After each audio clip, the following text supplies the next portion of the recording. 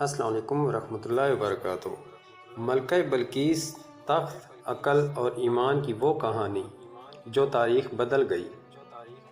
ذرا تصور کیجئے ایک ایسی عورت کا جو صرف ایک عورت نہیں بلکہ ایک سلطنت کی ملکہ ہو، جس کے حکم سے لشکر حرکت میں آتے ہوں، جس کے ایک اشارے پر خزانے کھل جاتے ہوں، جس کے تخت کی مثال پورے عرب میں دی جاتی ہو۔ مگر سوال یہ ہے کہ اگر انسان کے پاس سب کچھ ہو پھر بھی دل مطمئن نہ ہو تو وہ کس چیز کی کمی ہوتی ہے؟ آج ہم ایسی ہی ایک ملکہ کی کہانی سننے جا رہے ہیں جس نے طاقت بھی دیکھی، عقل بھی، مگر آخرکار حق کے سامنے جھک کر ہمیشہ کے لیے کامیاب ہو گئی۔ یہ کہانی ہے قوم سبا کی ملکہ بلقیس کی۔ یمن کے سرسبز علاقے میں ایک عظیم سلطنت قائم تھی۔ اس سلطنت کے پاس دولت بھی تھی، علم بھی، نظم و ضبط بھی۔ اس قوم کی ملکہ بلقیس تھیں، ایک سمجھدار، معاملہ فہم اور دور اندیش حکمران۔ وہ فیصلے جذبات میں نہیں بلکہ عقل اور مشورے سے کرتی تھیں۔ اس کے دربار میں بڑے بڑے سردار، وزیر اور مشیر موجود تھے، مگر ایک بات ایسی تھی جو اس قوم کو گمراہی کی طرف لے جا رہی تھی۔ وہ سورج کی پوجا کرتے تھے، اللہ واحد کو نہیں مانتے تھے۔ ایک دن اللہ تعالیٰ کے نبی حضرت سلیمان علیہ السلام کے پاس ایک پرندہ ہدہد آیا۔ اس نے ایسی خبر سنائی جو ایک نبی کے دل کو تڑپا دینے والی تھی۔ اس نے کہا کہ میں نے ایک قوم دیکھی ہے جو سورج کو سجدہ کرتی ہے، حالانکہ اللہ ہی عبادت کی لائق ہے۔ حضرت سلیمان علیہ السلام نے فوراً اللہ کی قدرت کو یاد کیا اور فیصلہ کیا کہ اس قوم کو حق کی دعوت دی جائے۔ حضرت سلیمان علیہ السلام نے ایک خط لکھوایا۔ اس خط میں نہ لمبی تقریر تھی، نہ دھمکی، بلکہ چند الفاظ تھے، مگر وزن بہت زیادہ تھا۔ اللہ کے نام سے جو نہایت مہربان ہے، میرے مقابلے میں سرکشی نہ کرو اور فرمانبردار ہو کر میرے پاس آ جاؤ۔ یہ خط ہدہد کے ذریعے ملکہ بلقیس تک پہنچایا گیا۔ جب ملکہ بلقیس نے وہ خط پڑھا تو وہ گھبرا نہیں گئیں۔ اس نے فوراً جنگ کا اعلان نہیں کیا، اس نے اپنی عقل استعمال کی۔ اس نے دربار بلایا اور کہا، اے میرے درباریوں، مجھے ایک معزز خط ملا ہے، اس کے بارے میں تمہاری کیا رائے ہے؟ درباریوں نے کہا، ہم طاقتور ہیں، جنگ کر سکتے ہیں، مگر فیصلہ آپ کے ہاتھ میں ہے۔ یہاں ملکہ بلقیس کی عظمت نظر آتی ہے۔ اس نے کہا کہ جب بادشاہ کسی ہستی میں داخل ہوتے ہیں تو اسے برباد کر دیتے ہیں۔ میں پہلے ایک تحفہ بھیجتی ہوں، دیکھتی ہوں کہ سلمان کا رد عمل کیا ہوتا ہے۔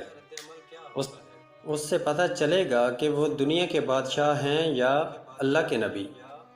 تحفے حضرت سلیمان علیہ السلام کے پاس پہنچے، مگر انہوں نے قبول نہیں کیے۔ انہوں نے فرمایا کہ اللہ نے مجھے جو دیا ہے وہ تمہارے مال سے کہیں بہتر ہے۔ پھر انہوں نے سخت پیغام بھیجا کہ اگر وہ حق قبول نہ کرے تو ایسا لشکر آئے گا جس کا مقابلہ ممکن نہ ہوگا۔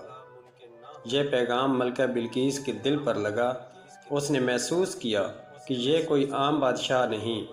اس نے فیصلہ کیا کہ میں خود جا کر دیکھوں گی۔ وہ اپنے دربار شان و شوکت اور قافلے کے ساتھ روانہ ہوئی۔ ادھر حضرت سلیمان علیہ السلام نے اپنے دربار میں پوچھا کہ کون ہے جو ملکہ کا تخت میرے پاس لے آئے۔ اس سے پہلے کہ وہ یہاں پہنچے، ایک جن نے کہا، میں لے آؤں گا، مگر ایک صاحب علم نے کہا، میں پلک جھپکنے سے پہلے لے آؤں گا۔ اور واقعی تخت حضرت سلیمان علیہ السلام کے سامنے موجود تھا۔ یہ اللہ کی قدرت کا مظاہرہ تھا۔ جب ملکہ بلقیس پہنچی تو اس سے پوچھا گیا، کیا تمہارا تخت ایسا ہی ہے؟